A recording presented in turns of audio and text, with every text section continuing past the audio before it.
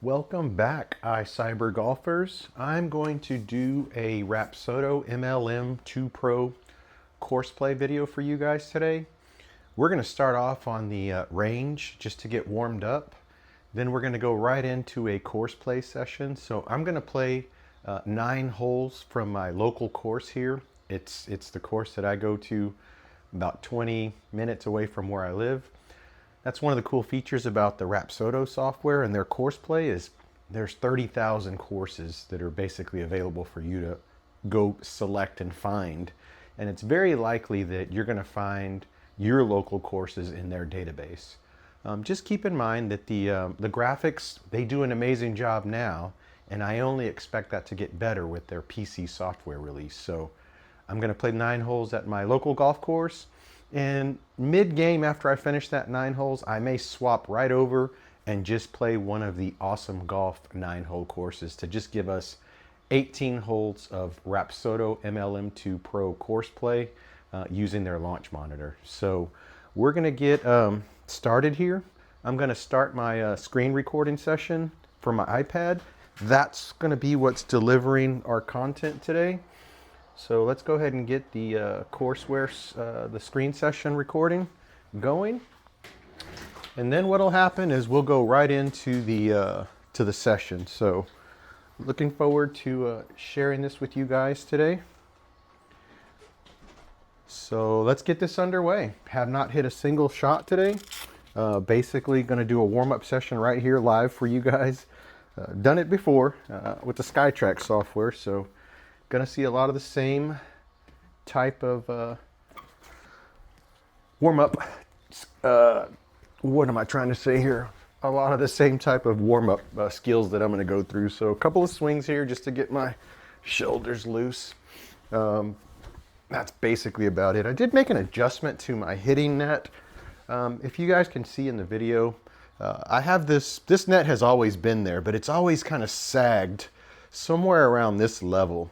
Well, what I did was I went ahead and used some of those bungees to pull it up a little higher. And I noticed right off the bat, just hitting a few times, when I hit into the net now, this center catches it. It kind of like absorbs it in and then it spits it back out. Very much like one of those $1,000 net return nets. So may have inadvertently, stumbled onto something here that we can, kind of share with the rest of the folks out there who are budget golf launch monitor golfers out there that want to save money but get a lot of the same features that you might have to pay $1,000 for. Again, this is a Go Sports Elite hitting net. It's about $129 on Amazon, and then this little piece right here is extra, but Go Sports sent that to me for free because I did have a tear in my initial net. So they sent me a replacement net, and they sent me this as a long-term usage to get the most life out of my net. So I haven't even unboxed the original net that they sent me, the replacement. So I'll hit this until basically I can't hit into it anymore, and then I'll swap the back out. And if necessary, if this gets too worn out, I can replace this as well. So if you're looking for budget friendly, I'm just going to say this is one of the most budget friendly setups you can basically get out there. My hitting mat is a Sig Pro Softy 4x7. I did actually purchase that during the Black Friday sales in 2025.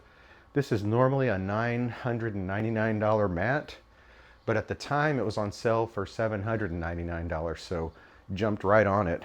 So together with this mat, this net, the Rapsodo, this is an MLM2Pro that I'm showing you guys today. That's a $700 unit. So you can quickly see just in your head, you can basically get this whole setup right around that $1,500 mark, and you have everything you possibly could need to get into the sim golf space. So enough jabba whopping. Let's go ahead and get our first swing of the day, and then let's see if that little net return feature that I was talking about is going to happen for you guys real time here. So let's go. Let me double check one thing though. Make sure we are recording the audio portion. We are. I've made that mistake before, and we are recording our screen session. So I believe we're all set up. First shot of the day. Looking for a pitching wedge to go about 100 yards. We'll see. It's a great pitching wedge. You see that net return feature that just happened? There you go. And it came right back to me. So that's just something I figured out yesterday, because again, I wanted to hit more in the bottom of this net. I noticed that I'd been hitting kind of in the top, also kind of hitting this little right-hand section. And I was like, I got to line this up better, get better use of it, you know, re-engineer it to do something a lot more efficiently. And in the process, I found that little feature that just happened. Second shot. And there it goes. That's pretty amazing. So again, may have found you guys a way to set up your own net return-esque type hitting net for about 130 bucks. Maybe if you buy this little extension, it's 200 bucks total probably. But still, it's not $1,000 like the net return cost for this 10 by 8 format. All right, let's hit a couple more. We are hitting our marks, so I'm not going to spend too much time on this driving range. I just want to get right into the golf session. Look at that net return feature. I'm amazed. All happened by chance. 112. We'll hit about 3 more, and then we'll move over to the from pitching wedge. We'll probably go to an 8.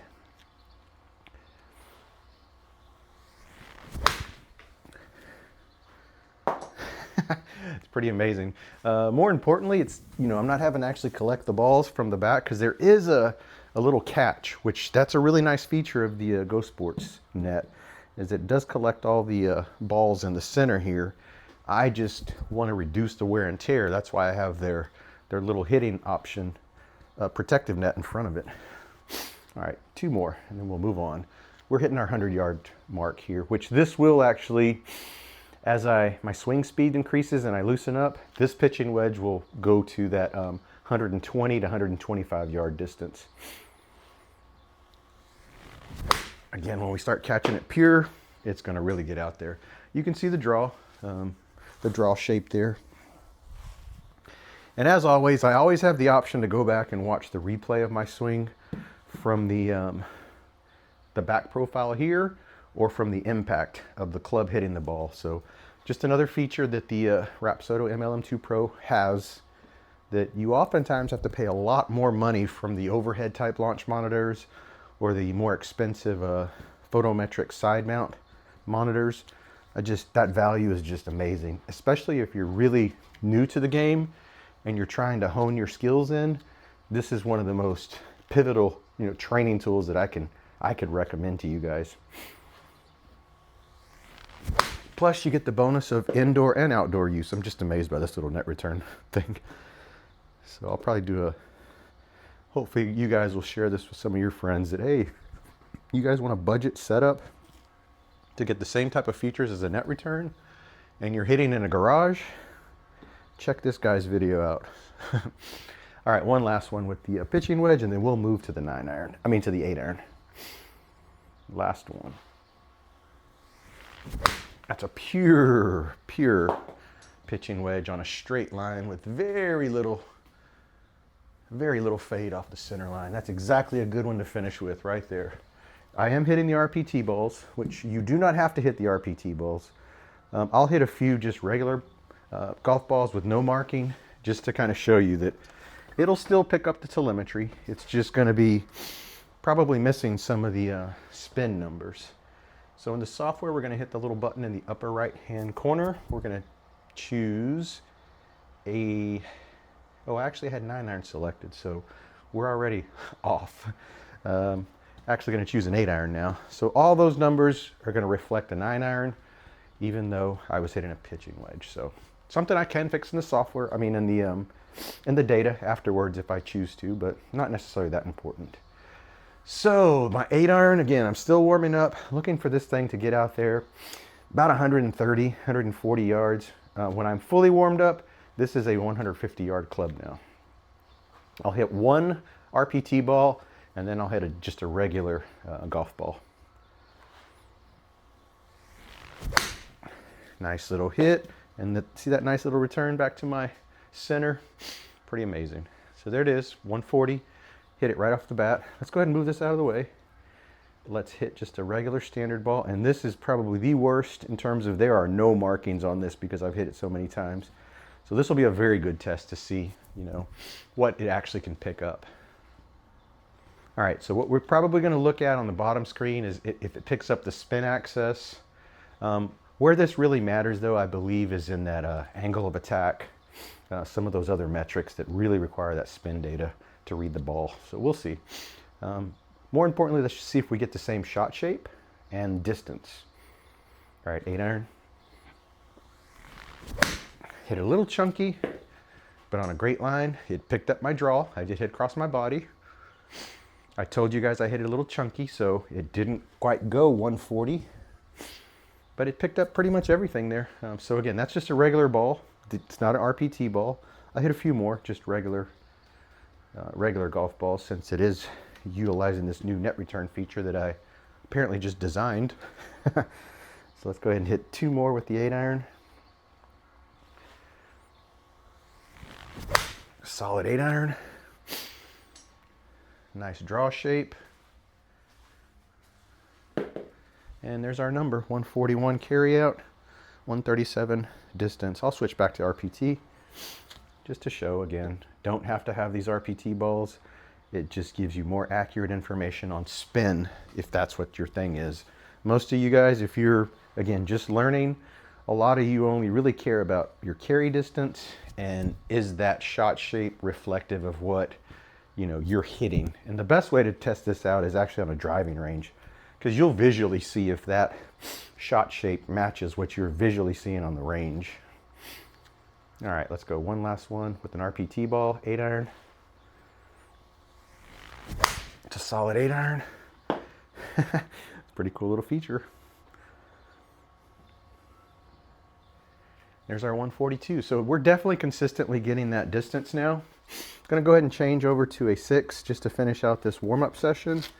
And then we will get right into some course play. Again, I'm going to play my local golf course, which is Austin Bayou. It's in Danbury, Texas.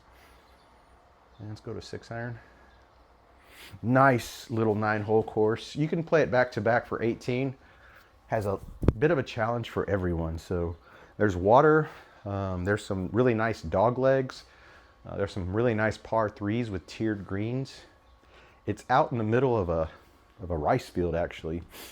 So a portion of that property was redeveloped to create this this golf course here. So it's pretty nice, and it depends on the time of day. If you're there in the late afternoon, you're going to get a breeze that naturally is going to come off the Gulf of Mexico. It's going to blow through, and then you're going to start to get, you know, wind direction. Whereas if you play in the morning, you might not get that same breeze. So it plays differently, just depending on what time of day you're playing. All right, let's go 6-iron. This, I'm expecting it to go 160, 170 if we catch it pure. That's a good one. It's pretty cool. Pretty cool little feature there. Yeah, there it is, 175. Carried 168. I trust that number. You guys, if you haven't seen my SkyTrack to Rapsodo comparison, I did a setup where I'm hitting and I have both of them set up at the same time. I have both driving ranges up at the same time, so you guys can see, you know, how far off it may or may not be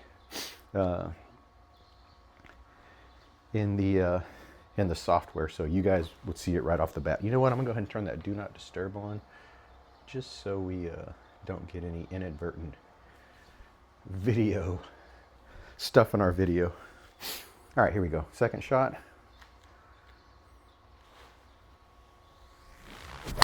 Okay, pulled it a little bit. It's going to go across my body.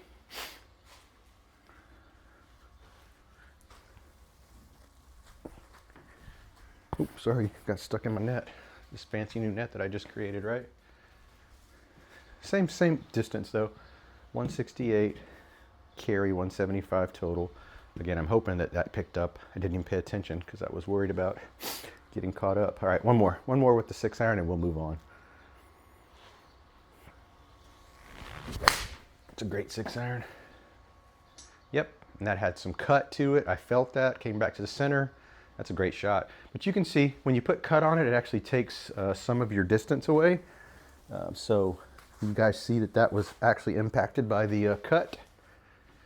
Alrighty, so let's go ahead and get a round of golf started here. Now I'm gonna put this golf club back in the bag. Take this off. We'll go ahead and exit this session.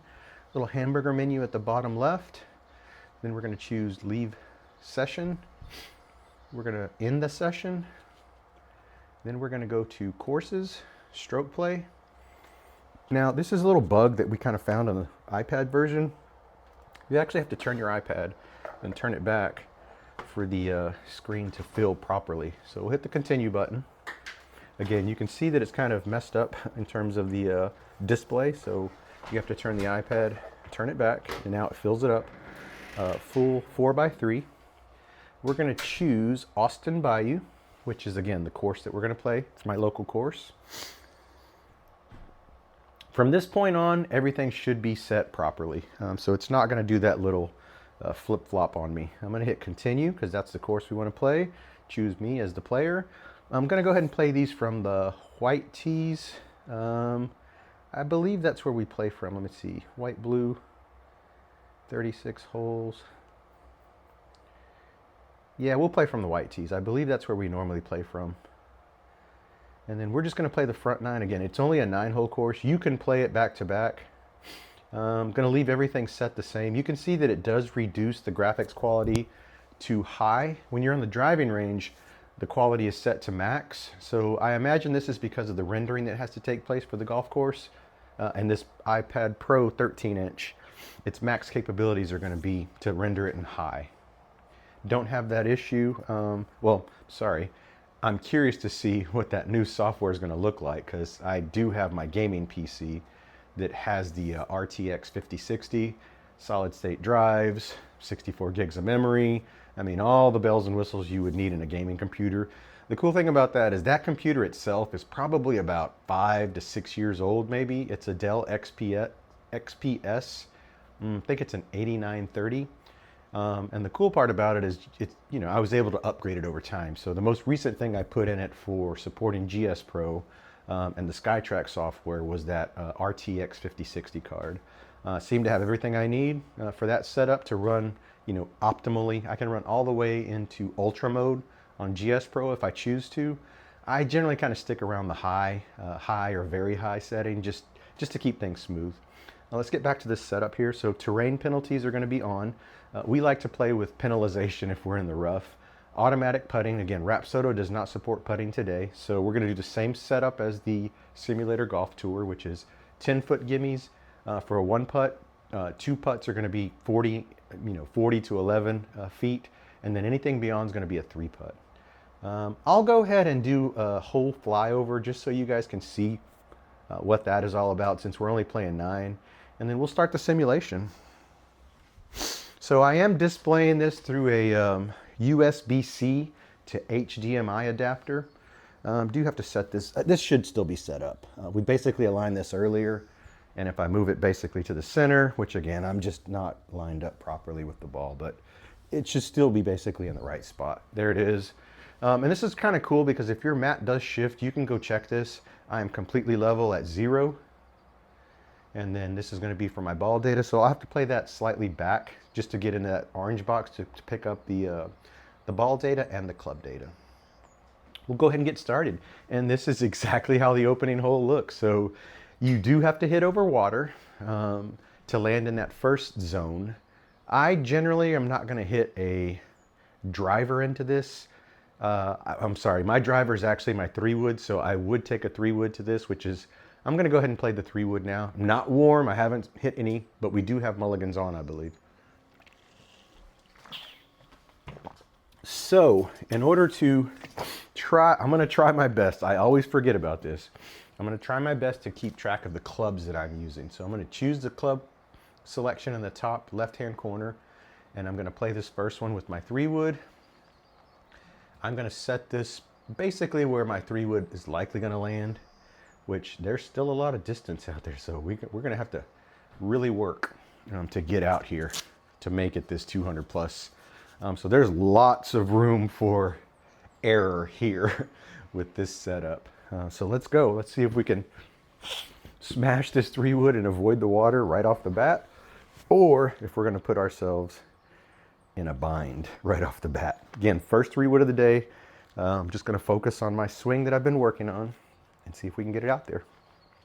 I don't care if we fade it back because that'll actually be better, but we do want to get it, out there on that second part over the lake. All right, let's go. 3-wood, Austin Bayou. That's a great 3-wood.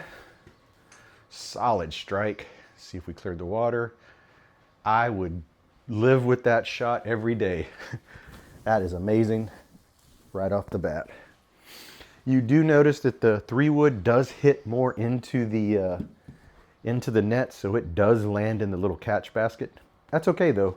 What you don't hear is very much contact from the net, so it's very quiet, which again, that might be one of your requirements if you're going to try to set this up in your home setup. I am going to be smart here. This hole is difficult, so we do want to try to play underneath the hole and then make the run at it. So I'm going to go ahead and probably hit an approach wedge. I'll hit an approach wedge and see if we can hit 2 shots that are going to get us onto that green. This is how I play this in real life. If my drive doesn't get me all the way where I want to be, I'm going to lay up just in front of that water, and then I'm going to chip over. So this is real, real setup. There is a tree line that runs to the left in this particular golf course, and it's pretty much protected, I want to say, by barbed wire and fencing. So if you do hit it across in that field on the left-hand side, you cannot go retrieve your ball. So that is, now it's not as accurate in terms of visibility, but in terms of, yes, there's a tree line there, that's true.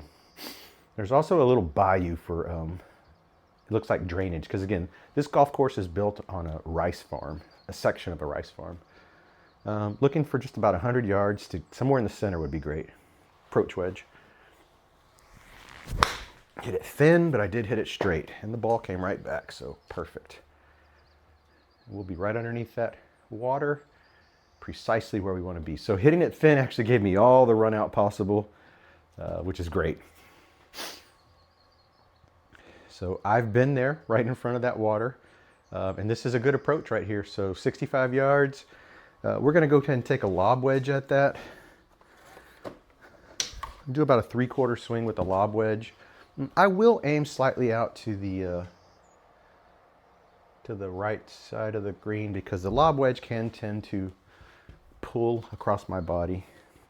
Again, with the Rapsodo, before I jinx it, it does a pretty good job of picking up the lob wedge. Don't have to really do too much for it to pick it up, like I do with the SkyTrack. So here we go. Lob wedge, opening hole at Austin Bayou. Par 4. We're hopefully looking to land this in the 1-putt zone. 2-putt's going to start us off with a bogey. All right, let's go. It's a great lob wedge on a great line. There is the pool. Did we get spin? We didn't get spin. That was a great shot. That's exactly where you want to be in this. This particular green does go from the bottom. It elevates upwards. So if we did land underneath the hole, we would be putting up. That putt would be a downhill putt on this particular hole. So we started off with the bogey, but again, I would be okay with that based off of the drive. I did not go for it on the approach because, again, the water is a hazard for me. This is a fun hole. What you don't see here is there's a big tree line that protects the top side of this lake. So there is a play, if you have a drive, to basically hit it over the tree line, that's what I'm going to try, because I would try this in real life. I would try to go over this, and there's a tree line here that protects everything. You can't even see this spot because it's covered by trees. If you look on the top side of it, that's all basically the driving range. So this runs right against the driving range into an open field. So there's a possibility you could end up, on the wrong side here. It's actually not the driving range. There's a field in between this and the driving range. But since this was a rice field, they generally don't keep it cut very much. So, you would be trying to find your ball like an Easter egg hunt.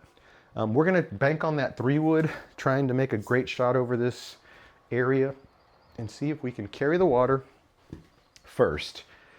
And if we have fade, that's okay, but that'll leave us a really easy shot, hopefully, onto the green for potentially our par or birdie. It's key that we make this contact though with this 3-wood and get it over that water. All right, 3-wood, hole number 2. It's a great 3-wood. Yep, we carried the water. That is ideal. If we landed right there, that would be ideal for this hole. Again, that net just caught it like a basket, just left it there. So now we have 103 yards. This is manageable. This is going to be an approach wedge. Again, we do want to focus on getting great contact with the approach wedge, but this leaves us a chance. There is water all along the backside, so if you go long, you will end up in that water.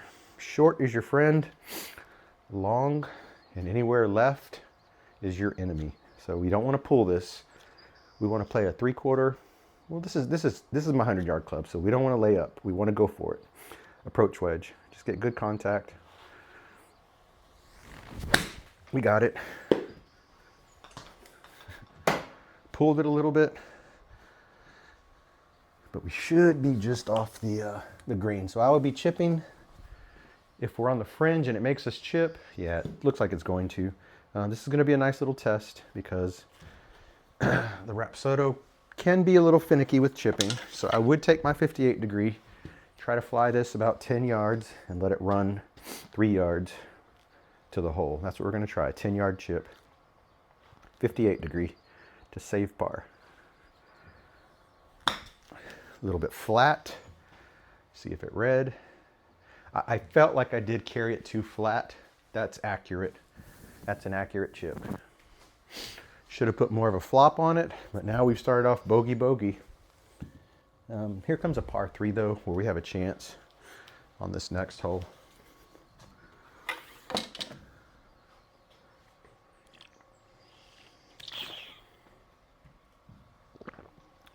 Alrighty. Par 3, this is a really nice hole right here. The green is basically elevated, and I mean from back to front. So you're hitting up to a tiered green. If you end up on the top side, that's bad news because it is fast coming back down. You're coming over a hill. It is easy to pull this to the left and the right. And if you go beyond the backside, there is another one of those barriers where there's a brush and there's going to be a bayou to get the drainage for the rice fields. And then there's going to be some fenced off area, so you can't go into that area. So this is a pitching wedge territory. I'm actually going to hit a full approach wedge though. That's what I'm going to hit on this particular shot. Because again, I'd rather be underneath the hole than to be on top of the hole. So I'm going to go ahead and hit this, and then we would chip it up if we don't make it. This is my normal play that I would play there. Be in front of the green, not beyond the green. All right, approach wedge, looking for a nice contact with this approach wedge. That's a good one on a great line. Look how delicate that ball is when it drops. That's a perfect shot. Perfect shot. Oh, it rolled back. But again, this is tiered, so it does seem to pick up some of that tiered green part, but I would be putting up, 2-putting, and I would probably have parred this one with a shot like that in real life. But you see, I did land in the gimme circle, but just it spun back out, which again, it is very, very, the elevation change from the front of the green to the back of the green. It's pretty dramatic. And they keep these greens pristine. So the stimp probably does play like an 11, and they take care of it here. Okay, this is a nice hole. So there's a couple of ways to play this. You can play this into that open area, which that's only 138 yards. What I like to do on this hole is I like to play it this direction, try to carry these trees. We would normally be up, I think, just a little bit more forward on the tee box because that's how we would normally play this. But let's just go ahead and try to aim right here over this tree line and see if we can make it this way. So this is a par 5 that you can actually, again, the tree line is pretty right. That looks right. It's right there in front of you, depending on where they have your pin position. But you can go for it. You can go over this tree line and get to that second area. Where the cart path is, it's a low spot. And then there's a little bitty bayou that runs all along the left-hand side where that tree line is. And it's pretty deep. So my cousin has hit into that thing every single time. And it's just it's a magnet for him, for his shot. He's a left-handed player, so that's a fade for him. And he smashes it, drops it over there in that little bayou, and we just never find it. And it's dry most of the time. It's just hard because it's not mowed all the time. 3 wood, let's see if we can carry that tree line, land it somewhere, hopefully in the fairway. Okay, I hit a little fat, but I did catch it on a good line. And the fade is gonna help us actually. That's a good shot. I would live with that. That would have cleared that cart path, and that would give us a look at reaching this potentially in 2. Now I'm not far enough down to go for it, but had that been a good straight drive, I might have had a chance. So now we're gonna go ahead and play this again, strategically and smart. We wanna cut this shot in half. So 160 yards down the center is gonna be a 7-iron. We're gonna play a 7-iron and see if that leaves us, you know, enough basically. Sorry, let me turn this fan up because the iPad is heating up. So I want to keep that cool. 160 yards, 7-iron. That's what we're looking for. That'll leave us 112 in, which again is going to be a pitching wedge or an approach wedge. Looking just for a straight shot. There is water on the right-hand side. And then like I said, if you pull it across that tree line to the left, there's just a deep drainage ditch there that you don't want to be in. You can still play from there once you get closer to the green. It's just, there's a lot of trees and stuff in front of you. All right, we're looking for a 7-iron to go about 160 yards. It's great. Hit a little thin, but the line was perfect. So we're in the center of the fairway. Since I didn't catch it pure, I only got the 150 out of it, but I'm still happy with that. Now we have an iron into the green on this par 5, 120 to be specific, and that will be our pitching wedge. So we're going to take a pitching wedge into this, try to reach this green in 3, and this is a par 5, so that would be an opportunity for birdie if we land in the circle, or if we 2-putt, that's going to be a par. All right, let's go. Pitching wedge, 120 is what we're looking for. It's a great pitching wedge. A great line. I think we just got it on. We did. And we would have been just pin high. We probably would 2-putt that because again, this particular green has some elevation to it, which makes it pretty difficult. So I would take that any day. A par on that par 5 over that tree line, I would take that. Going into another par 3. This is difficult and it shouldn't be. It just always is for us. There's a cart path that runs along the right-hand side. The green itself is not very big and it is raised. It says 2 feet here, but it does slope off in all directions. So if you do not land on the green, it's a little bit challenging. Most of us, when we play, we end up on the left-hand side of the green. That's just where we end up. I think it's just a mental thing because of the cart path. So this is 136 yards. This is going to be a 9-iron. Again, I would rather be underneath the hole on this one than to be beyond it. Because if you're behind it, you're going to be chipping to a green with a down slope. You don't want to do that. You'd rather be on the front side of it, pitching up to a upslope. 136 up to, just looking to land in front of it. If I land on it, that's just bonus. 9-iron. It's a great 9-iron, great line with my net return. That's right at it. But again, it is short, but I did hop on, so that's going to 2-putt us. And that's exactly what I was, from a strategic standpoint, that's exactly what I was playing. Underneath the hole, chance to 2-putt up. So that's a good play right there. And one of the cool things is, when it does warm up a little bit more here in Texas, which is not bad today, since it's my local course, I could technically play 9 holes in my warm-up session on the driving range and then play 9 holes and get my 18 holes in that way. So again, just one of the possibilities that you have with this type of setup. This is a par 5. I don't think the setup is right. I have to double check this one. Yeah, so again, I know Rapsodo does its best to replicate. This is a straight hole.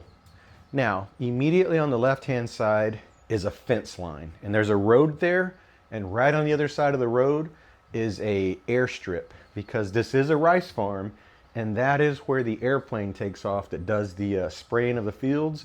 The runway for that airplane is on our left-hand side.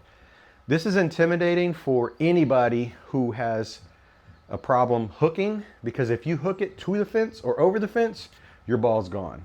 More importantly, you could potentially run into the road, which there is some traffic. I mean, mostly it's going to be farmers getting to and from the different rice fields. But if you hit it far enough, you could technically be on the airstrip. So we're going to play the 3-wood. I play this in real life just because of the way my fade is. And I do play it at the fence line, and then I try to bring it back. This is the normal shot for me right here, is to aim this way. There's a tree right there. You have the potential to clip it if you don't get it up high enough. So positioning wise, that tree is pretty accurate. The only thing that's missing from here is it doesn't show you is you could be beyond the fence line and into the road or into the airfield. So here we go, 3-wood, looking to get this somewhere in the center. It's a narrow fairway also. Looking to get this somewhere in the center, hopefully 200 yards, 3-wood. It's a great 3-wood. It's gonna have some cut to it, and I would live with that shot all day. Perfect, there's the tree that could get in your way.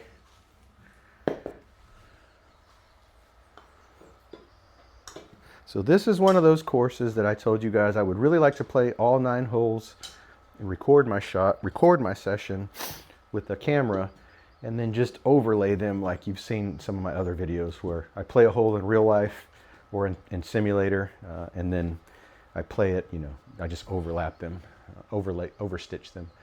Okay, again, this is, we're not gonna make it. I would probably take a 3-wood in the real world just because I probably wouldn't have gotten it this far.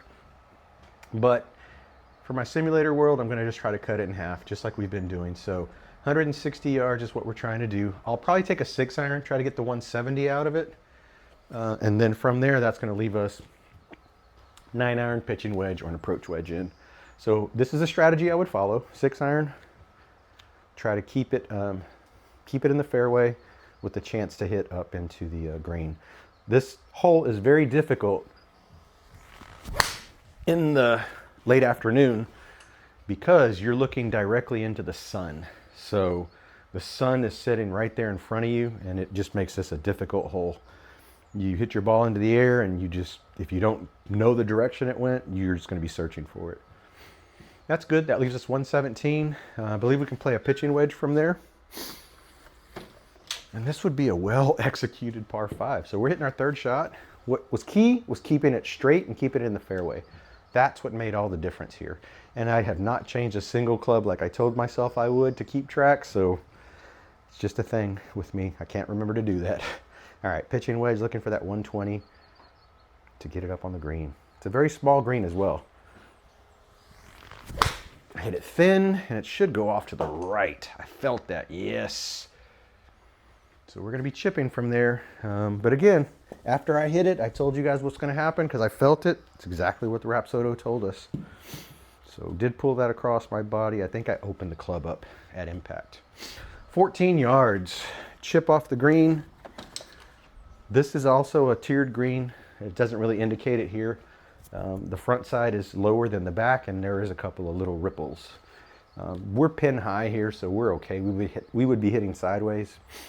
I just want to try to get this in the air. Didn't get my last shot in the air. See if we can get this one. 14 yards. Hit a little flat. Yeah, too much. That is true. That is an accurate depiction of what I just did. I hit it too flat, and again, it's a very small green. and it would have gone through and ran through. So I'm messing this one up. This is my 5th shot. This easily should have been a par, and it was not because I just kind of fumbled it. Just a nice little chip now with open face. It's a good chip. Hopefully it read. There it is. That was a really excellent chip. Stay on the 1 putt. Yep, I felt like it was a good one. It's going to be a bogey, unfortunately, but I fumbled the chip. Also fumbled the approach. Didn't land on the green, but you can see that's a little bitty green to land on. It's shaped like that too, like a little jelly bean. Going to the 7th hole. This is a fun hole. There's a really elevated. Oh no, this is not. So again, this is a good hole. It's a par 3. It has a small green to land on. But again, this plays like the other ones. We're either right or left of this just because of distance. And it is one of the lengthier par 3s. So at 168 up 2, we're going to go ahead and hit a 7-iron because I'm okay if I'm in front of the green and chipping up. I don't want to be beyond it because then again, you're chipping to a down slope. I'd rather chip to an upslope, which is how this green is tiered. 7-iron, looking for pure contact. That's a good 7-iron. Net return working its magic. Yeah, that's a little bit what I was thinking was going to happen there. So perfect. Meaning underneath the hole, chipping up. Let's see now if we can dial in these chips. Did make a decision though that I'm going to use the Rapsodo to do this type of course play, awesome golf course play, any kind of range work. But for simulator golf tour, it's going to primarily be my SkyTrack. And a lot of that has to do with the chipping. The SkyTrack can still capture chips that are literally a foot and a half. Rapsodo it's got to be very, very specific. So I need that in the simulator golf tour because sometimes that's the difference between a stroke, 2 strokes. So again, that'll be my how I'm going to move forward with using these 2 little devices. 17 yards, this is doable. This is not too difficult. We just got to get it in the air. That felt good. Let's see if we got it there. Yeah, that felt right. I feel like that ran a little more than it needed to. We would have been hitting uphill. I feel like that would have actually stopped. But again, without the proper grain, seeing that it's actually uphill, I don't think it's putting the right physics on the ball when I'm chipping. That felt like it would have stopped because of the tiered green. But again, it's a very decent representation in terms of yardage. This is a fun one. There's a big tree line on the left-hand side that you can land in from cluster. Most of these holes are pretty straight though, so you really got to try to keep them in the fairway. And it is real easy to overplay these with the driver and end up right or left. So we're going to target where the tree line starts, which is about right here. That's where the tree line clusters start. It gets a little deeper though as you go more in on the left-hand side. They're not quite as populated here on this representation, but at least they do account for some greens. Some tree lines, some trees in that cluster. Where this gets challenging, and we'll see the elevation when we get closer, if they capture it accurately, you're hitting onto an elevated green, and it's a pretty decent elevation. So we'll see. 3 wood to try to get down there, and then we'll see where we are from here. It's a good 3 wood. That's exactly what I wanted. I played the cut. I would have ended up in that tree line, and I would have caused myself some problems. So I don't know how protected this next shot. I at least have a look at it. I can't say that would be the right in real life if I landed there, if I'd have the same look at it. It says 7 feet up, so at least they're trying to account for the elevation. It feels like it's more than 7 feet though when you're standing off to the side. But again, that's probably accurate. So 7 feet in terms of what it looks like in here. My net is about 7 feet high. So if I'm down chipping from the fairway, I'm chipping up to something that's about the length of my net. That's how high it is. So what makes these shots challenging is you need to hit them up with a high lofted club and drop them, like yard darts. If you hit them too flat, they're going to land on the surface and they're just going to run. And then you're going to be on the other side, again, chipping back across to a downhill slope. So 120 yards, after saying all that, 120 yards up 7. This honestly plays more like 130 yards. So I'm going to go ahead and play my 9-iron, and only because we're the 7-foot elevation. So I'm going to play my 9, try to get it in the air, and try to land it on this green 9-iron. It's a great 9-iron, should be in the air. I pulled it, and I would be on the left-hand side, and that would not be a good situation to be in right there. Because what I would be doing is chipping from the backside onto the green, and that runs completely downhill back towards the tee box. So this is going to be a delicate chip, so we want to flop it. And we'll see if it lands on the green and there's some run out. We'll see if they captured that through the physics. But I can just tell you, this would not be a fun shot. I'd want to be underneath the hole, not on this side of the hole. 20 yards, let's get in the air, let's go. Hit that flat, so I'm not getting underneath the ball. Yeah, it's running. They somewhat capture it, but it would literally, that would run. If I'm on the green, that's going to 2-putt me. I don't know if I'm on the green or if it's the light fringe. It looks like it. Yeah, it's going to 2-putt me.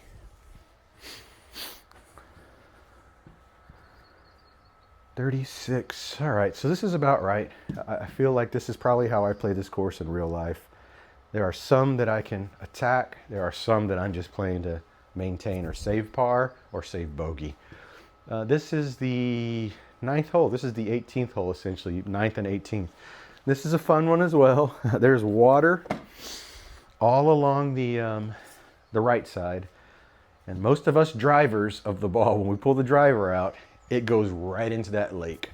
Another thing you do not see is there's some trees that kind of hug that coastline to the lake.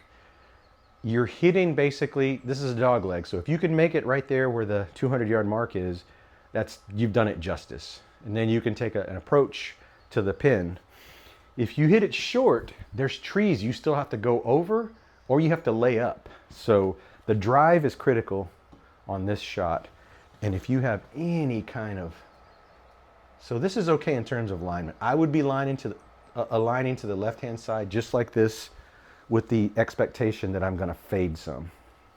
But if you try to blast it, you usually leave your club face open and you are in that water. So let's see if we can keep it on the left or left center. I came across it, so I don't know what's going to happen. It's a runner, it's a burner. The good news is I'm going to turn around that corner. So it actually worked out for us. That's actually a decent look now. Now we're going to be hitting straight. And what you don't see here is the left-hand side is the driving range. So if you hit your ball anywhere that direction, good luck. Good luck finding it unless you're using one of those bright neon balls, because it is just, and then sometimes there's yellow driving range balls out there and you got people driving the ball. So, I mean, in the driving range. So you want to stay in the fairway. You want to stay somewhere in the center, left center, so you can attack the pin. There's a big open field to the right-hand side. That's the field I told you potentially could be hitting into from the 2nd hole on this golf course. It's just a big pasture with just really, high to medium-sized grass. So if you land in that, your ball is pretty much gone. You're not going to find it. We're going to go ahead and make a run at it with the 3-wood. I don't feel like I made good contact with that initial 3-wood, and I would take this type of shot in the real world. And I will end up most of the time on that cart path or just to the left of the cart path, which I'm okay as long as I'm not in the driving range. So let's go ahead and take a 3-wood and see where we end up. It's a great 3-wood. There's cut. And I'm going to be okay right there. I'm going to be all right. That's going to be a decent little chip onto this green. And it is pretty flat. This is a flat green, doesn't have a lot of elevation. There is a little bit of a clubhouse behind it, the parking lot, that kind of stuff. So a lot of traffic is kind of moving around this area. We're just going to take a 50 degree, see if we can get it up there, 2-putt territory, and we par this. So we would have potentially parred both of the par 5s. I got to double check the scorecard, but I think that's what we would have done. We might have left one out there. I think the one that ran along the airstrip, I think we messed that one up. 31 yards. It's a good chip. I think we got it. Yes, sir. We are in there for the one putt. That might actually be a birdie, because that would have been our third shot right there. One putt for bird, I believe.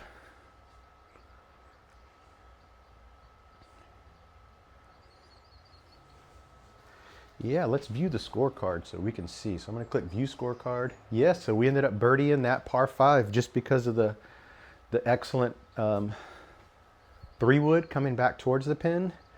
The other par 5, the 4th hole, it looks like we parred that one, but we did bogey the second par 5, which is the 6th hole. That's the one that runs along the fence line. So we're going to keep it right here, guys. We're just going to change the flavor of the software.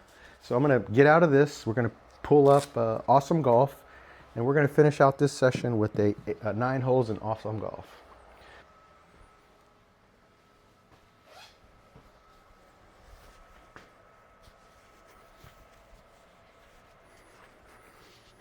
Welcome back, iCyber golfers. I'm going to play 9 holes for you from Awesome Golf, presented to you from my iPad Pro 13-inch using the Rapsodo MLM2Pro launch monitor.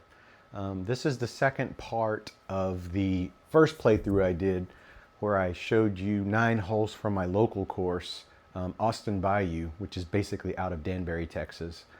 So let me just finish this 9 holes out in Awesome Golf, give you a full 18 holes from through 2 separate sim software providers, and let's just get it done. So we are already logged into Awesome Golf.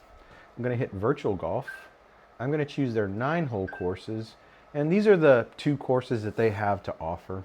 I'm going to go ahead and choose the Spring Park Hills.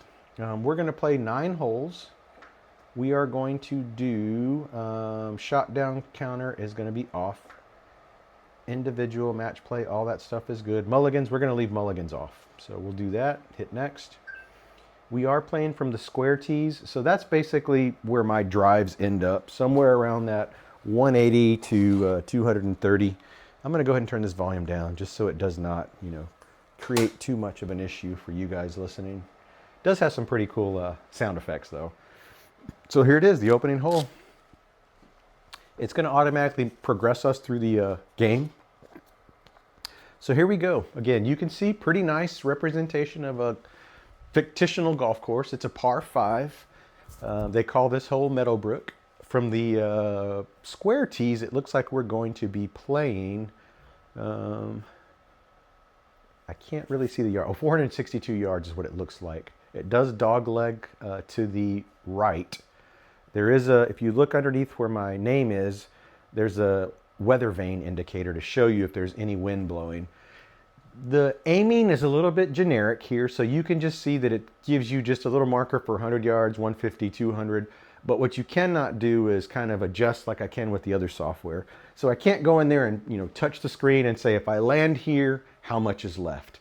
So from a strategic standpoint, I'm literally just going to hit it out there and see what's left. Again, this game goes really quickly. The graphics are, they're sufficient. I'm running this from an iPad. This Awesome Golf software can run from an iPhone, so you can play this out at a driving range with the Rapsodo MLM2Pro being your launch monitor. There is a driving range that's provided to you from the Awesome Golf platform. So if you're warming up, you could exclusively use Awesome Golf as your warm-up tool as well as simulated golf tool. I do like the cartoony graphics because they don't put a lot of stress on the iPad like the Rapsodo software does and the SkyTrack software. So in terms of lightweight and portability, man, this software is pretty legit. Another thing is for the price, you can buy it all out licensed for a lifetime for like $369, and you never have to buy a license again, but you will receive all the updates. So if they release a new course, you'll get it. If they make adjustments to the software and give you other features, you get it. And then the other thing is the portability across platforms. I've done a demonstration where I run this software off of my gaming PC. Again, it's not very graphic intensive, but it will give you the full 16:9.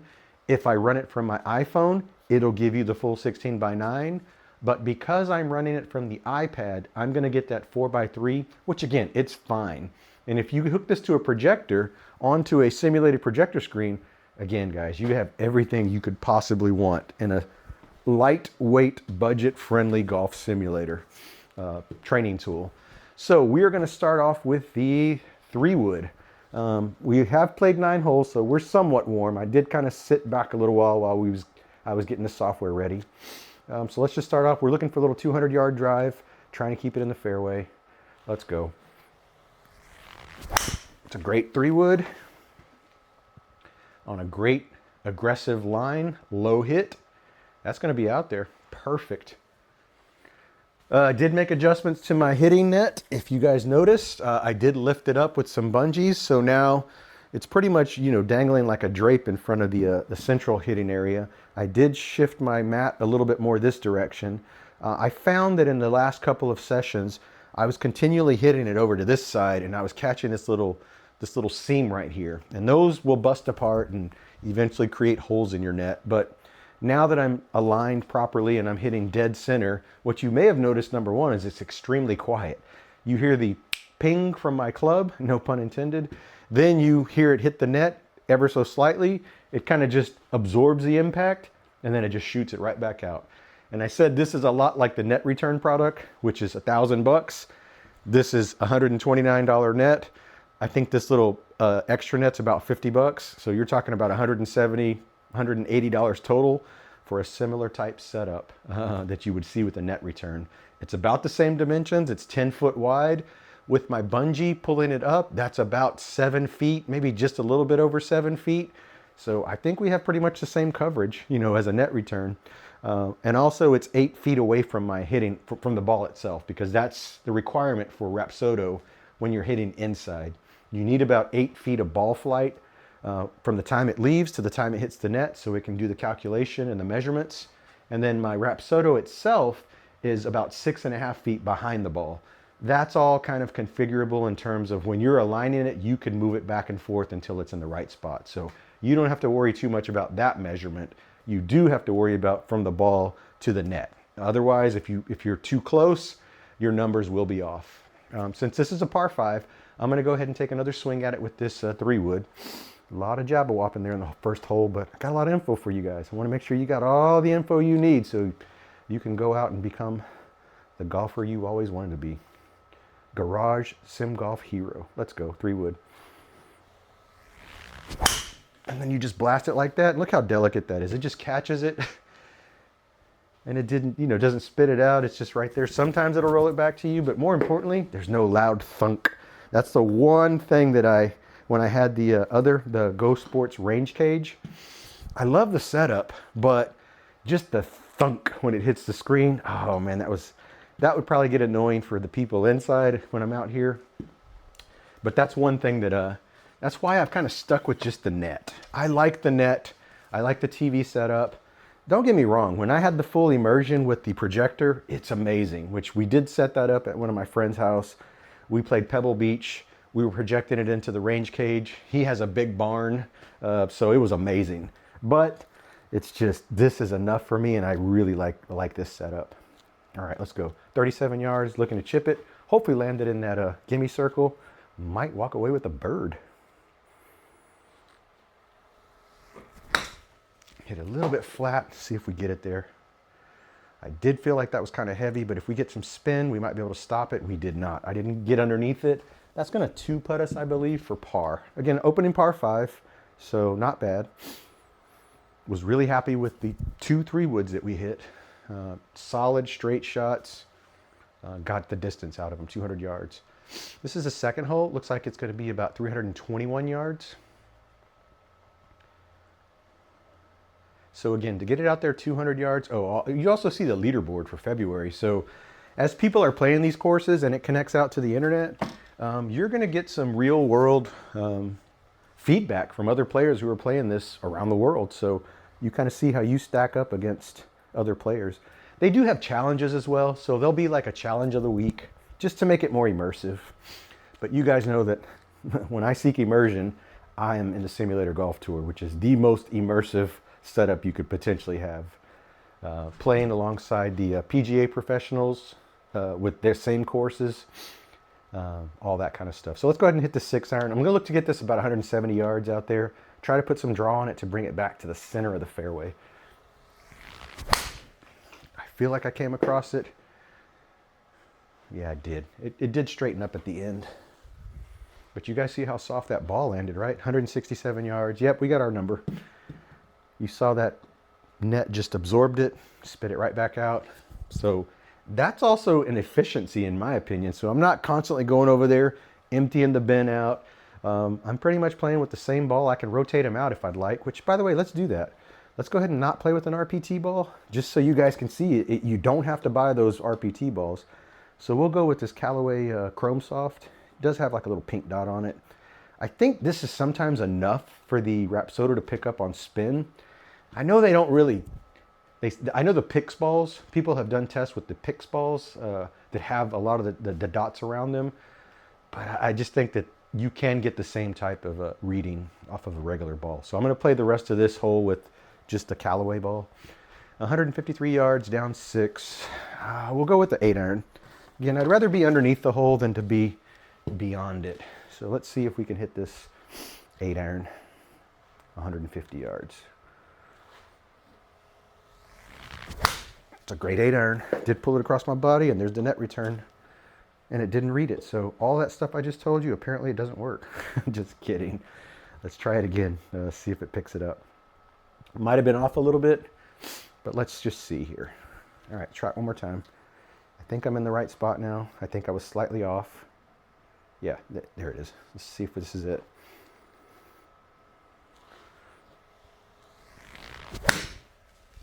Read that one. I did pull it across my body. That's an accurate depiction of what just happened. But I got my distance, almost 140 yards. Yeah. This is a 150-yard club, but I did catch it fat. I did pull it across my body, and the end result is a pulled shot that only went 140 yards. Okay, so let's chip. Now we're putting this to the test. Let's do a chip with a regular Callaway ball using Awesome Golf and the Rapsodo MLM2Pro. 24 yards. I do need to get underneath this. I have not been doing that well. Want to make sure we hit into the mat, into the grass, so to speak. Let's go, 24 yards. That's a good chip. Got it in the air. See if it reads. That's a high chip. It's going to sit down. Perfect. That indicated exactly what I thought. I got underneath it, shot it in the air. When it dropped, it had spin on it. Perfect. Again, with the Callaway ball. I'll go ahead and play this third hole fully with the Callaway ball, and then I'll switch back to the RPT. Just again, to make sure we're playing with the most optimal setup when you're playing indoors with limited ball flight. I will at least put the logo facing the camera, just so we can help the launch monitor pick up the telemetry from the ball flight. 136 yards, it's down 6, so let's just say it's 130 yards. That's a 9-iron. I have not been paying attention to the weather vane, but it looks like it's pretty light winded, so you see it kick up every once in a while. Okay, let's go. All right, so weather vane, it's not moving very much. 130 yard 9-iron is what we're looking for. Got it a little chunky, but we should get good distance out of that on a great line. It's probably gonna be 124-ish. That's what it kind of felt like. 118, that's accurate. I got it chunky, didn't catch it pure. And I have to catch it pure to get that 130 yards out of it. So got our ball lined up, looking for an 18-yard chip. Same shot we just hit, but with a little less pace. Want to get it in the air, 18 yards. Let's go. Got it, in the air, high. Stop it in the circle. Perfect. That's 2 in a row. So the Rapsodo is certainly picking up my chips today, but they are lengthier chips. If we get into that 5-yard, 3 to 5 yard territory, that's where it becomes suspect. And that's why I have to, unfortunately, I have to make sure that I play all my simulator golf tour rounds with my SkyTrack, because that will capture 1 yard chips, 12-inch chips, 6-inch chips. The SkyTrack will capture that. All right, let's go. 300 yards. We want to get out there 200. We're going to get the 3-wood out, and we are going to switch back to the RPT ball. So I played that entire hole with just the regular Callaway ball. Tried to put the logo at least facing the camera from the initial start, so we can give it some help picking up the with the tracking system. Okay, here we go. 3-wood. That's a great line right there. It does slightly dogleg to the right, to the left, but I'd rather be on this line. So here we go. 3-wood. Trying to keep it center or right center. It's a great 3-wood. I did cut. I came across it. As long as we end up on this side, we'll be good. The tree might be a problem if we don't go far enough. Okay, we're good. We have a good look at it. Just barely.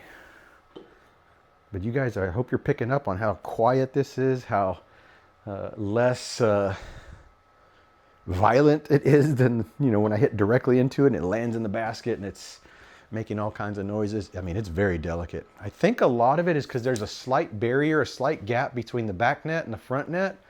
So it has a chance to like pretty much just dissipate a lot of the energy from the ball. 111 yards. That's going to be a... Do I want to land in front? I'm afraid of pitching wedges too much. But what we can do, we can go ahead and take an approach wedge at it. Let's take an approach wedge at it, a full one. Because a pitching wedge, I'd have to do like a 3/4. This approach wedge, I can do a full. So we're going to hit a full approach wedge into this 111 yards. The wind is 2 miles an hour from right to left, according to the weather vane. So we just got to catch this pure, and we should be all right. That's a great approach wedge on a great line. We got it there. That's our 100-yard shot, as long as it doesn't spin off the... Yeah, it's 100 yards. Exactly. We're on the fringe. So that's exactly what I said. That was a 100-yard shot. We landed 100 yards. Here's a 14-yard chip. We're going to, again, put it to the limit. Let's test it out. Let's see if we can drop this in there. We know got to open our club face to get it in the air. That seems to be the success of these chips, is so the Rapsodo can read it. 14-yard chip. Got it in the air. See if it read. It did on a rope. Oh, we hit the pin. Excellent. That felt exactly like that. Nice little bump and runish. Didn't hit it too high. Scraped it off the post. Saved par. The one thing you'll notice about this software is it's pretty quick. I mean, it goes through. There's not a lot to load up, but there's just enough. There's just enough to make it a really fun experience. There's just enough to, test your skill sets, and there's just enough for you to just see how accurate you are. So I'm tied for 122nd for this week playing this course. So that makes it fun. I mean, you have some challenges out there. We want to blast this as a par 5, see if we can score on it. So 3-wood, looking for 200 yards, pure contact. That's a great 3-wood. And I am really happy with how my 3-wood has been over the last 3 days. I made some adjustments, and I think I just got the formula for success. It's just basically keeping it simple, slowing it down. I'm lining my club face, almost the end of my club face right here, these little grooves, I'm lining them up with the center of the ball. When I take my swing path back, I'm going back in to out. When I catch it pure at contact, I'm hitting dead center. That's what's giving me that straight flight. What I was doing in the past was I was loading this ball up dead center, and that was causing me to come across the ball and cause that dramatic fade that you guys saw. Then I was trying to fix it by turning my body, but still lining it up the same way, and that was causing dramatic shifts in the swing. So now I'm lining it up center, and the only adjustment I've made is I'm lining my ball up with the upper the far end of my golf club where the grooves start, so that at contact, I'm square dead center. Again, I'm not a PGA professional trainer or anything. I'm just telling you what adjustments I've made that have seemed to make a difference. I'm gonna hit this 5-iron. This club too, I've made an adjustment by choking up on it a little bit more. I think it has to do with I'm not the right distance away from it when I grab it at the end. So I'm gonna make an adjustment, choke up, try to hit it more like where I swing my 6-iron from. And that seemed to help somewhat. I still gotta do some work with this 5-iron. 5-iron into the green. If anywhere in the front's great. Let's go 5-iron. That's a good 5-iron. It's gonna have some cut though, I believe. Yep. Should be okay though. I think we're gonna be just in front of the green. That was our target. Might roll up. Yeah, we're on the green, so that's good. On the green in 2, it's gonna be a birdie. So again, those are adjustments that I've just picked up on only because I've been in this simulator practicing, trying to figure out what I have to do to fix things. Again, haven't taken a single golf lesson in my life. This is just things that I've mechanically figured out on my own. Whether they're right or wrong, I don't know. I just know they give me the confidence when I'm in the real world to hit those same shots.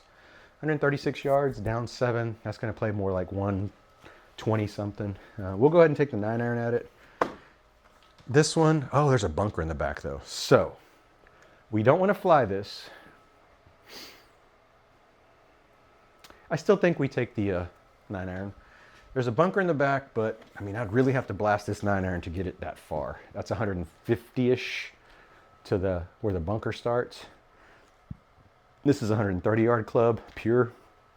It's down 7 feet though, and the wind is slightly in front of us. So these are the adjustments. So this is more of a 130-yard. Okay, we're good. All the calculations been done. Now we just got to make the shot. Pure 9-iron. We should be okay.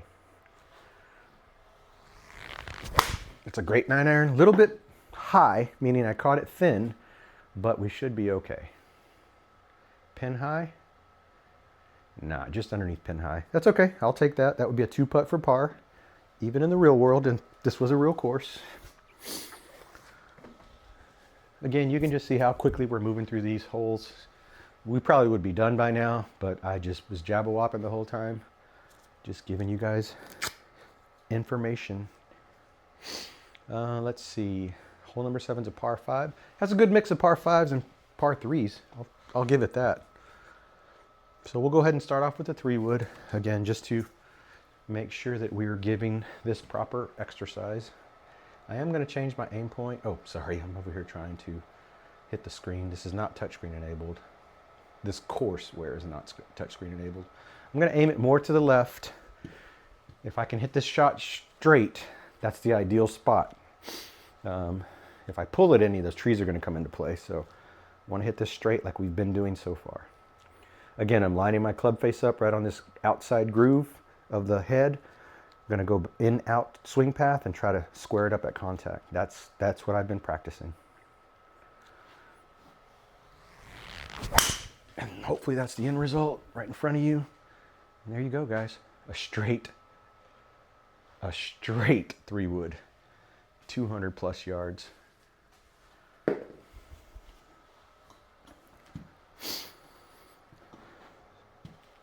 I've transitioned that same effort to my 2 hybrid, but I think I need to adjust the head on it a little bit because I tried to tweak the head position to fix my swing. I think I need to bring it back to neutral, which is what this is. Yeah, this is straight, meaning this club head has not been shifted with bias draw or bias fade on it. It is straight, and I think I need to go back to that with the 2 hybrid and then see if the result is the same. If it is, then for me, I'm dialed in. I know my mechanics and how I'm supposed to move my body to get the ball to do what I need it to do. The irons are a different story. That's more about your swing path, your shot shape, how you finish the shot. Let's see, we got 164 yards.